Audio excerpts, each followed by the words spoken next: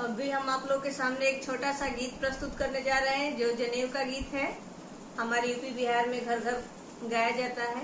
अगर वीडियो अच्छा लगे तो प्लीज आप लोग से रिक्वेस्ट है, हमारे वीडियो को शेयर करें, सब्सक्राइब करें और लाइक करें।